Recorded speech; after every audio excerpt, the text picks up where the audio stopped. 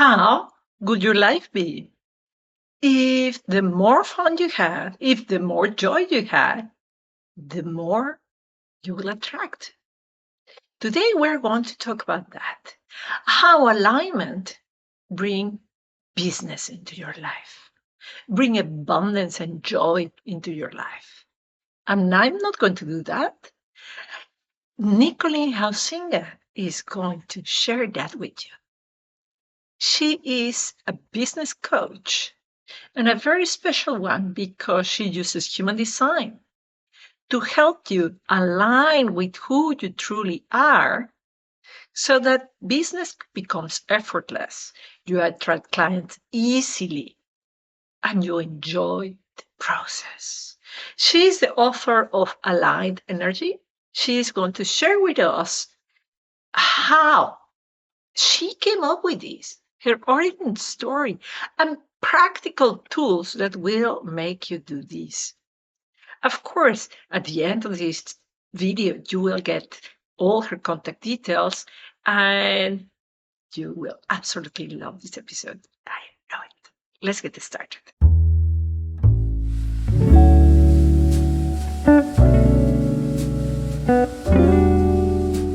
Welcome, Nicolene. Really delighted to see you here. Oh, thank you for that beautiful introduction, Blanca. I'm like, oh my God, who is she talking about? Well, you're talking about me. Thank you. Thank you for the invitation. I absolutely love being here and being your guest on the podcast.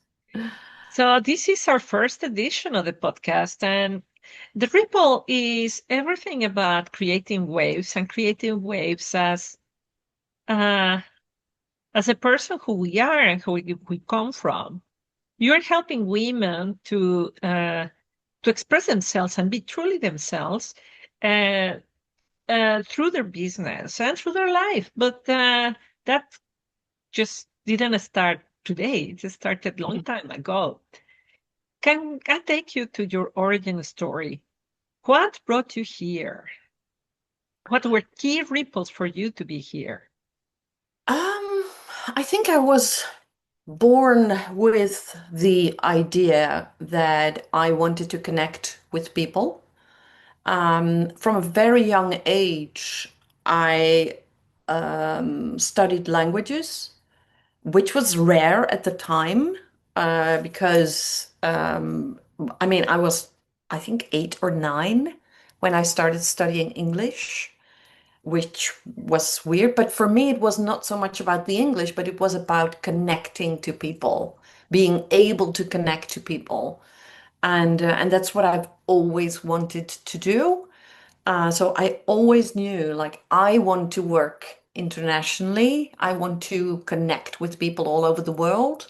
And in that sense, I don't necessarily see myself as Dutch, even though I was born and raised in the Netherlands. But I always considered myself to be a global citizen.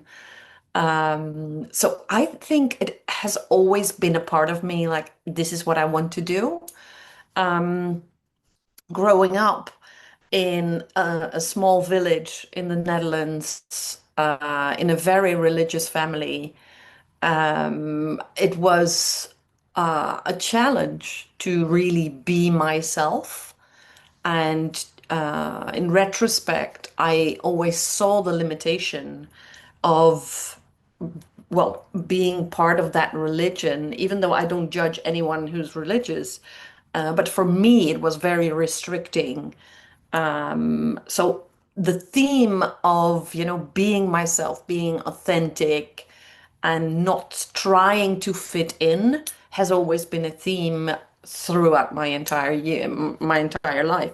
So when I got to work for a training and coaching company when I was in my late 20s, everything came together, personal growth, personal development, working internationally, connecting with so many people across the globe. That's where it's really, really lit my fire, like, oh, but this is what I want to do. And that's where my training and coaching journey started. And after 16 years within that company, I started my own business, which is now 15 years ago. and it has grown and evolved ever since. But I think the main theme has always been around connecting people and helping people to be authentic. And that's been my journey too. Oh, beautiful.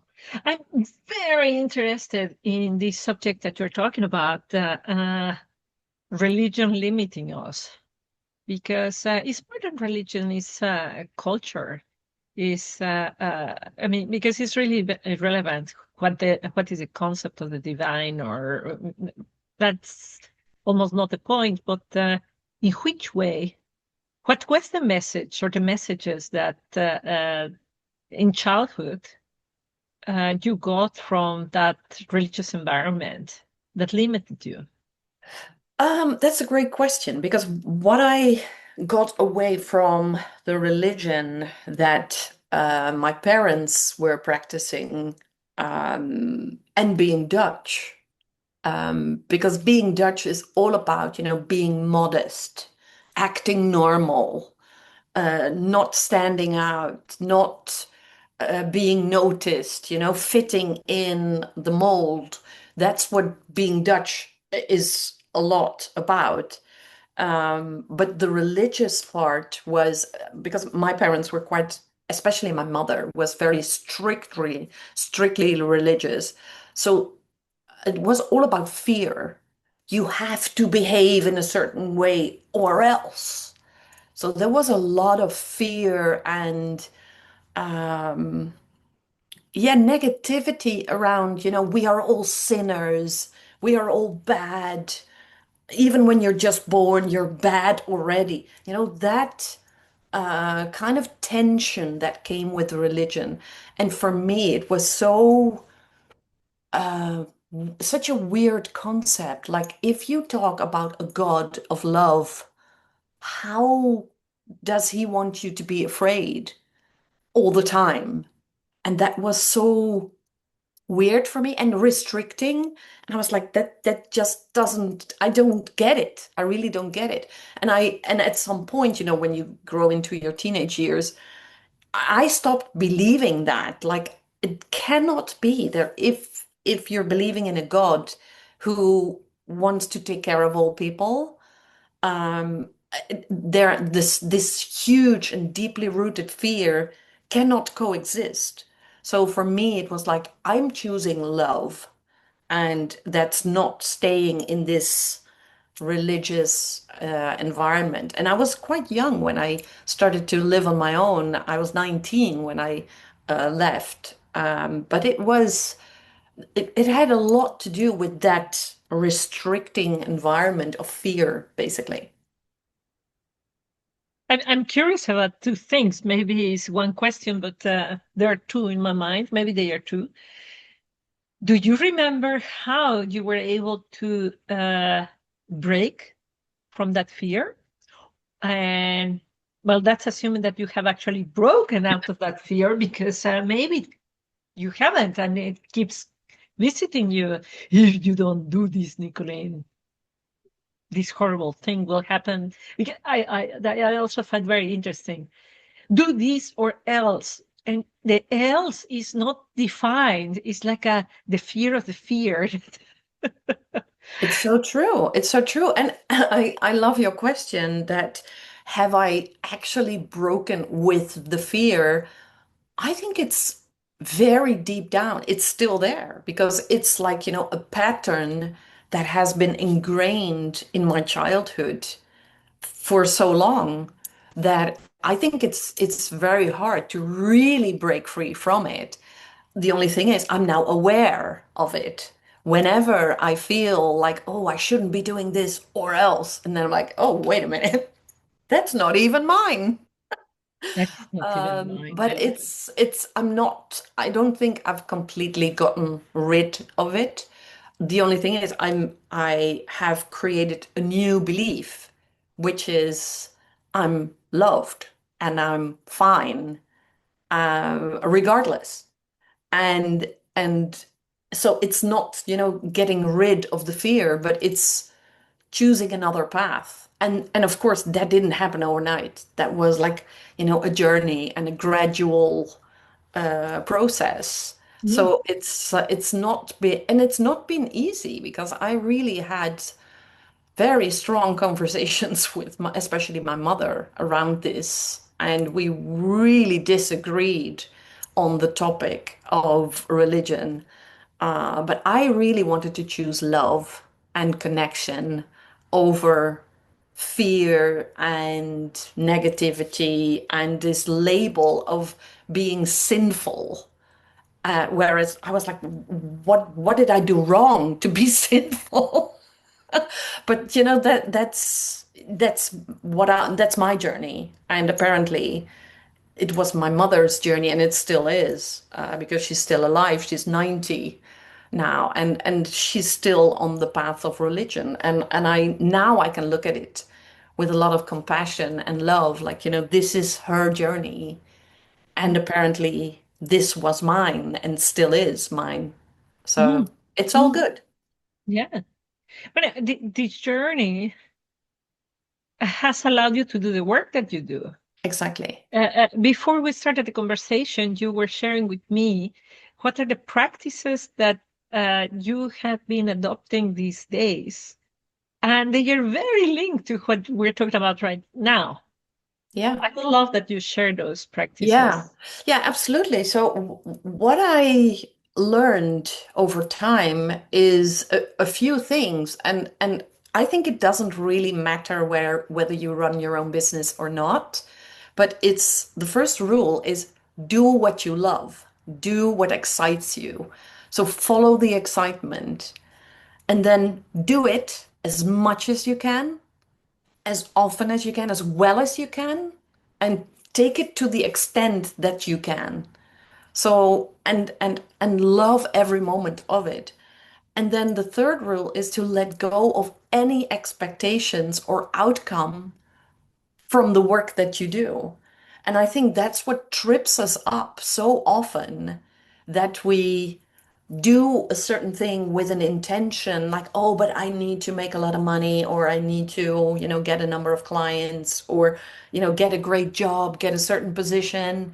But letting go of the outcome and really sticking to what you love doing, I think that's the most powerful thing. And while you're doing that, it's to be aware of your belief systems, like what is popping up, and is that actually true? So when you're doing what you love, and there is this voice in your head saying, yeah, but you cannot just follow the joy. Oh, interesting. You know, what's going on? So creating awareness on your belief systems and then changing the negative beliefs into positive ones. And that's a choice you can make, but it takes awareness and practice on, oh, wait a minute. I'm Mm. starting to believe something which is not necessarily true. So, yeah, I think I those things love are your so points. powerful. I love your points, and I have to admit that the first point, to do what you love, follow your joy, in terms of human design, follow your authority to decide with your joy, has been very difficult for me because possibly because it's this childhood upbringing. Mm, My mother was very much into finish your plate, mm, do the most difficult thing the thing that you hate, that is the one thing that you should do first. You know, at work, at work homework at yeah, school, yeah, I will have a list of things to do, and she will tell me, do the one that you hate the most, and then you are done with it. yeah, Do it first. So what happened is that I was doing things that I hated first, and then I was doing that I hated constantly because the thing that gave me joy was always left at the end. yeah, yeah. And recently, I have a boy and girl at home, and my husband, and we were laughing together, comparing our plates. One of my children eats the most delicious thing on his plate first. The other one does exactly the opposite. My husband and I combine the three things at the same time. Um, this has been highly transformative to notice what is what I like. Mm, And there is a nuance that you gave me, and don't postpone it. Don't mm. leave it for later. Can you help people connect with this, do what you love? Because we're disconnected from what we love. Yeah. Yeah, and the thing is, we know what we love because we feel the excitement and we feel the timelessness when we are doing it, and we feel the flow when we're doing it. The only thing is, I think as a society, we give people a badge of honor when they struggle and they conquer something. When they, the hero's journey is like, oh, you overcome something really terrible and you work hard and then you get a result. In a way, in as a society, we don't believe that life can be just joyful and happy and doing the things that we love, because we value struggle more than following the joy, because that's what we label as lazy, or oh, just taking the route of the least resistance. Whereas following the joy is so crucial, not just for us, but also for the people around us. Because if we are joyful and we are happy and we are full of energy, our entire system around us benefits from it. So I think it's so crucial to become aware of, am I even allowed to love what I do? And if I could do what I love all day, I mean, what would that look like? And for so many people, that's such a hard concept to grasp. But I think that is the thing that we really tap into. When are the moments when things are so easy for me, when it's effortless, and when when time seems to be standing still? That's when you're doing what you love. And that's different for everyone. And of course, it's not always the same for one person, because I can love doing stuff on my own, and I love being around people. So there are so many things that I love, but I think it's such a great gift to yourself when you know, like, oh, this is what I love doing. So you can do more of it. And even if it's just, tiny, when it's just really small, like, taking a daily walk in a park. If that's what lights you up, great, do more of it. So it doesn't have to be like huge, but small things, even if it's just creating a cappuccino for yourself. And Mm. if that's something you absolutely love, then give yourself that gift. And of course, don't go overboard, don't do it all day, but make it special for you. Yeah, And yes. I think that's the biggest gift that we can give ourselves. But we know, when people are listening, they know exactly what lights them up. Even I have many clients who always say, "Oh, but I don't know." And then I always tell them, like, "Well, do know, because you do know." Oh, I love what you're saying. Yes, you do know. Yeah. Totally. There was a time in my life when I was highly disconnected, when my life was completely adrift. And you bring me to that point because you mentioned cappuccino. So I didn't know what I like. I was just a robot, and just like do what is convenient, do what is good for your CV, just very mechanistic, really in my brain. Mm. So I started to come across these concepts, and I figured, well, I really like cappuccinos, but I cannot do cappuccinos in my house. So I bought one of these machines that Yeah. creates frost with your milk, a Yeah. €1 investment. And I did cappuccinos every Sunday. For me, on a Sunday morning, I will drink my cappuccino and Yeah. journal. Yeah. And that was my follow the joy, because couldn't envision better. Mm. And that opened the door Mm. towards other things that are joyful for me.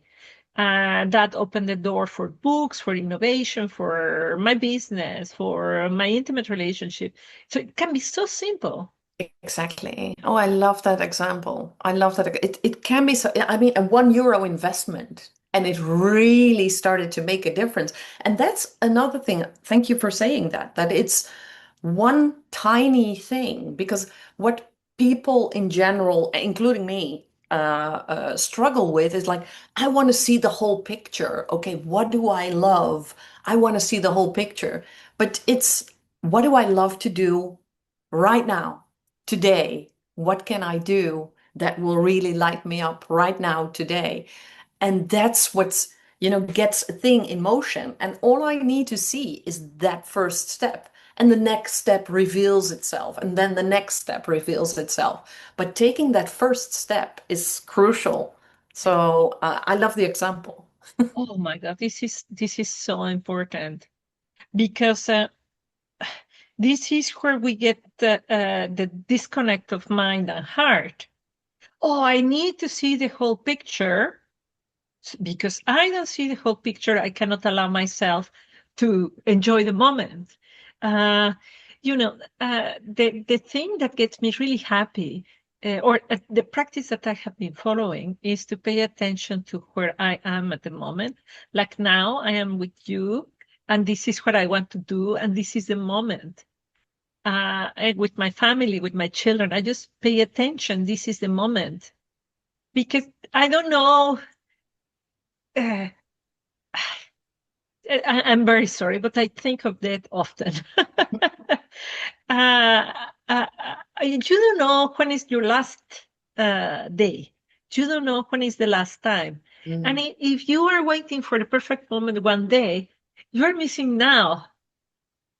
Uh, Exactly, exactly. And I think it's so crucial that we are present right now, because uh, just the other day I watched a documentary, and it was quite a philosophical one about the concept of time and space. There is no time or space. There is only here and now. And all we can do is look at this moment from a different angle. So tomorrow, I will look at this conversation from a different angle. And then it's yesterday, then it's in the past. But it's not in the past. I'm just looking at it from a different angle. And I think it's so crucial that we do that, that we are present in the moment. And like you said, we never know when will be our last day. So, and this is something that I decided a few years ago. Like, I'm not going to postpone happiness anymore. Like, oh, but I'll do this when I don't know, have time, or when I really feel ready, or when I blah, blah, blah, fill in the blanks. I was like, I'm not going to postpone that happiness anymore. I'm just going to do it right now, today. I'm going to take some action. And you never know what will happen. I mean, I did at some point, I was in Spain, and you know this story, but your listeners don't. I was in Spain, and I was there on the beach. I did my cold water training. Well, it wasn't really cold, but it was my my cold water training. And I was there on the beach, and I saw the sun rise, and it was such a beautiful moment. And I got so emotional, and I thought, I want to live here. I really want to live here. I feel it in my bones. I can feel it in my gut. I feel it everywhere. And all I did was starting to talk about that moment. Like, I feel I want to live in Spain. I don't know how or why or where or when. I don't know. But I just feel so at home there. And then all of a sudden, and of course, that's not all of a sudden, but it's energetic alignment. I had a friend who lives there, and she said, "Oh, would you like to take care of my house and my cats for 6 weeks? I will be gone in the summer. So would you like?" And I was like, "What?" Of course. And that's how those things evolve. But if I had talked about my love for Spain with the intent of, oh, I want someone to offer his or her place. As the- It would never have happened. But I just spoke about it because I love it so much. Mhm. And that's following the joy and really being in the moment of, I love this. And I don't know how it will grow or evolve or Mhm. if I will even move there or if I would just, commute between two countries. I don't know. But I Mhm. love being there. And that's what I shared. And Yes. that's what's being in the moment is all about. Because if I would be in the future, like, oh, what, how this will grow and evolve, I would have lost the connection with the moment Yeah. and the magic wouldn't have happened. So, yeah, Yeah. crucial. Yeah. Oh, it's so beautiful. And when you were speaking, and the dots were connecting in my mind. Uh, the past, the childhood with the fear. If you do this, then will happen this horrible thing. And brought you to this realization that, hey, no, joy is actually the guide. It's not fear, it's joy. And joy is not hedonism, but is your is the key to the door of Exactly. things that you don't even know that existed. Exactly. Yeah, exactly. I think thank you for showing that picture because it is the key to open that door. Because I think also, again, as a society, we live in fear. And I mean, look at the news, look at what people feed us on social media. And I mean, we feed people too with our content. Um, but I don't want to add to the fear. I really want to demystify the fear and tell people, just connect to the joy. And it's simple, but because it's so simple, people are like, what? Really? Because we don't trust it when it's simple. And I think this is one of the biggest, I would say, jokes or mysteries of life that if something is simple, we don't trust it. If it's Mhm. complicated and if it requires hard work, then we trust it a lot more. And I think it's hilarious in a way. And it's frustrating sometimes as well because it's not that hard. It's really following what lights you up and of course there are people now listening who are like, yeah, but I cannot just do all day what I love.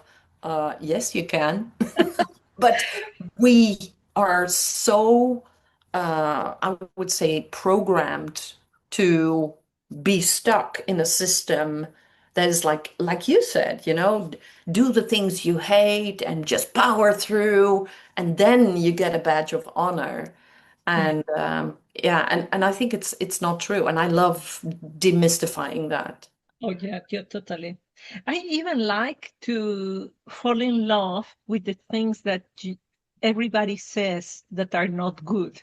Or, I'm a mom and I clean the house and I wash dirty dishes and uh, and I have made I have made all this house cleaning moment of meditation. Yeah, I love that. So I say I'm cleaning for clarity. I'm saying I'm creating this wonderful home for the childhood of my children. This house is so easy to clean. This house is small. Oh, my house is beautiful. And I just keep repeating these things. Yeah, Uh, and it has become something, instead of being a chore, it is a moment even for myself.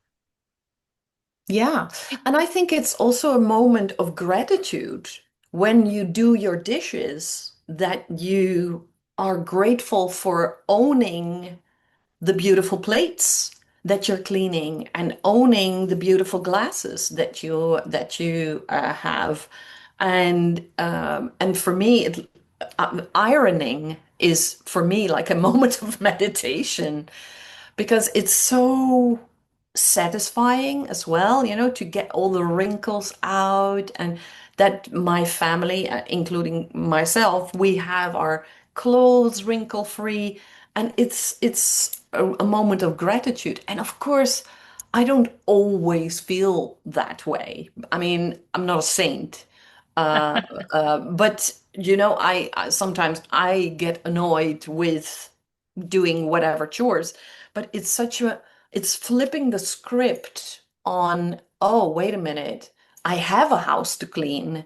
Wait a minute, I have clothes to wash, and I still have clothes in my closet when all my stuff is in the laundry.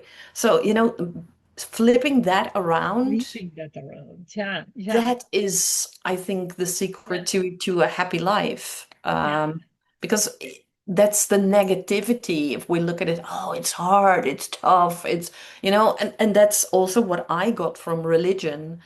Life is struggling. Life is a struggle. My mother lives by that motto. Life is a struggle, and then you die. And I'm like, no, yeah, life is a gift. Life is a gift. Life is joyful. Life is love, connection, people. And then you die at some point. yeah. Well, I don't think you die. You move on to a next uh, um, universe, parallel, something. I don't know, but it doesn't end. That's what I think. Yeah, yeah. Oh God, no, I mean, you have me divided. I really like that idea of what happens after death. But where you were speaking, I was inspired to. I used to hate to do the accounting, and I hated to see my bank account. And now I see my bank account, and imagine that I'm negative in my bank account, and I think I am so grateful to the bank that I can go negative. They Yeah, can give me money. yeah, Imagine that I have many new customers. Oh my God, I have to book all these things in my accounting system. Oh no, I have wonderful new customers. I get to book. And this one, I get to use this thing. I get to have this responsibility. It's a way that I use to flip the script from that's it. chore to joy. Yeah, absolutely. And I think that is a choice. It is a choice to feel and see the joy. And it's this beautiful saying, and I think it's so true. And I know the human mind and brain is wired for that. What you focus on is what you see. So if you are looking for evidence that life is a struggle, you will find it always.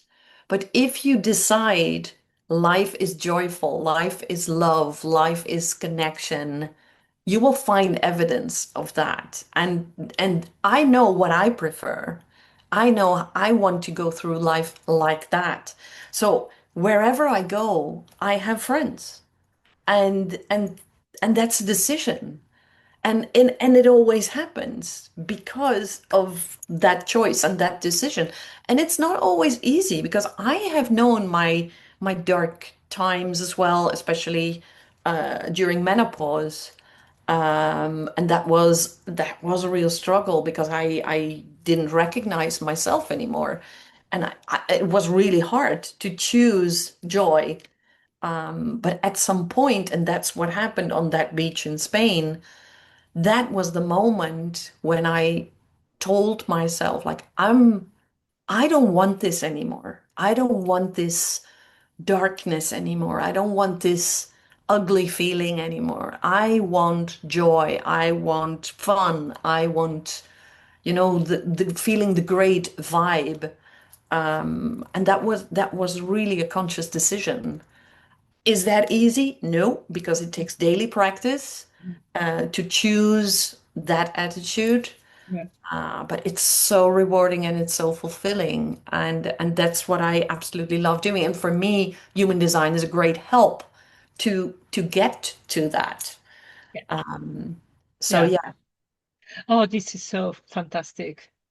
This is how I call the ripple. That's how the ripple came to be, because it's a decision and a practice. That's it. So it's the decision, the drop, the moment I don't want this anymore, and the practice of every day.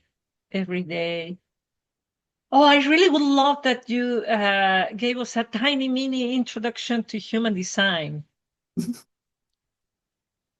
I don't know. This is just such a gigantic subject, but It is. It is. But that will lead everybody to go to your site and download yeah, their chart. Uh, yes. but even for a person who has never seen human design, what's the gist of it? So human design is a personality tool, and it basically gives you your user manual, and it shows you how you were wired when you were born, and it shows you your talents, what you're here to do, what you're here to talk about. It basically shows you everything that's you. And it shows you like this is how you move through life with ease and flow. And it's based on four spiritual learnings and one science element. And the spiritual learnings, the first one, and that's the main one, is modern astrology, because you can create your profile based on your date of birth, time of birth, and place of birth. So modern astrology is the main part. Then it's the Chinese I Ching, it's the Kabbalah, and the Hindu Brahma chakra work. Those are the spiritual learnings. And then the science element, and that's where I really got interested when I first got to know it. It's quantum physics. So it's all about energy. And it's energy is like electricity. We cannot see it, but we know it when it's there or not. And that's with energy as well. We feel it in other people. And I think especially over the past years, and it's still a growing awareness, we sense other people's energy, and we sense when something is off, and we sense when something is like fully aligned, and when it's coming from the heart, and when it's genuine. We sense that. And therefore, I think it's so crucial that we all tap into our human design, that we know it and we start working with it and loving it. Because what happens so often, and I remember in our work as well, that people blame themselves in a way like, oh, I don't do that well. I should change that. Oh, I still have a lot of work to do in that direction, and blah, blah, blah. But people don't see their true nature and their innate beauty and uniqueness. And that's what human design gives you. And I love sharing that knowledge with people, showing them the light of their profile and helping them to really start living it. So life becomes fun and ease and joy, and that's what human design basically brings. It's so cool. I'm totally in love with it. Totally in love with it. I learned so many things from big and small. I shared just one element of my human design that was so transformative that you helped me realize. Um, my childhood. My mother was really scared of people, bless her heart. So she raised me to be scared of people and really to, I don't know, I guess until today, I have a little bit of social anxiety until today. Mm. And what I learned is that I have an element of human design. We call it the line four, but you don't need to know that. The point is that I am made to talk to people, to be with people. Yeah. And I have been allowing myself to be more often with people and more often in circumstances that before would have scared me. It's just so amazing. It's like I have been a fish out of water all my life, and suddenly I'm in the water. It's incredible. Finally, I'm swimming. And this is a transformation that Nicolene brings. You feel like a fish out of water for years and years and years, and she brings you and look, this is your water for you. Yeah. For you, this is your water. Oh, I love that. I will leave the link of her website below and contact her. You can download your site, your site. You can download your chart. Yeah. Uh, yeah.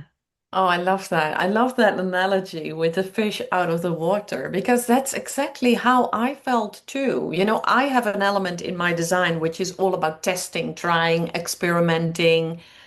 And before I knew about that, I always felt like, oh, I've tried everything and I failed. I made so many mistakes and blah, blah, blah. And I never really understood that is actually how I go through life. And when I saw that in my human design, it was like being given, permission to do that and to love that element. And now this is what I do because what I do, I share the mistakes that I made. And I'm open and transparent about, the things that I tried and that didn't work for me. And before that, I was like a bit ashamed, like, oh, I'm not telling anyone that I have 64 landing pages of stuff that never really worked. But now I'm like, it's my badge of honor. Like, this is what I tried. It didn't work. Great. Let's move on. But before, I was like, oh, it doesn't work. Why doesn't it work? Da, da, da. And now I'm like, okay, it doesn't work. Let's move on. Oh, so beautiful. Oh, I love that we repeated the same word. Is about giving ourselves permission, Yes. permission to be who we are, Yeah. and fall in love with that. Because, it's maybe silly comparison with, I have a daughter, 12 years old, high school, and she has her hair, straight. Her classmate has curls, and the other one is blonde, and the other one has really black hair. And she's like, I wish I had the hair like somebody Yeah. else. I said, no, your homework is to fall in love with your hair. Her homework is to fall in love with her hair. Yeah. And this is our homework to Yeah. become aware of who we are and Yeah. fall in love with that and Exactly. expand into that. And that is the path to joy. Yeah. Yeah. So, yeah. Absolutely. And I love it that you do that with the ripple because it takes daily practice to fall in love with yourself because we don't always love ourselves. I mean, I don't know about you, but I have days when I'm like, oh, I don't really like myself today. But then, even then, and especially then, it's crucial to love the full picture, the good, the bad, and the ugly. And that's, I think that's one of the jobs that we are here to do, to see our potential and use all of it and love the, well, as we call it, flaws, but it's not a flaw. It's a thing that makes you you. And I think it's important that we all embrace that and not like, okay, this is the way I am and I cannot help it, but to fully embrace it, see it, and take conscious decisions on it. Beautiful. So now I want to ask you the last question, which is to uh, uh, ask to your intuition to close this conversation. What is the thing that you haven't mentioned that people need to hear? That's a good question. That's a good question. What haven't I mentioned?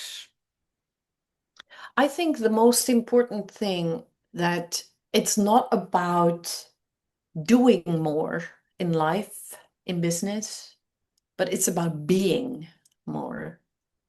And I think that's the biggest gift we can give ourselves and people around us. Instead of racing to the next shiny object, to the next goal, the next purpose, it's to be more and to be present and to see and acknowledge and love what we already have. And I think that's the most important thing. Thank you very much, Nicolene. Thank you for being with us. Thank you, everybody else, for joining us, and we see you next time.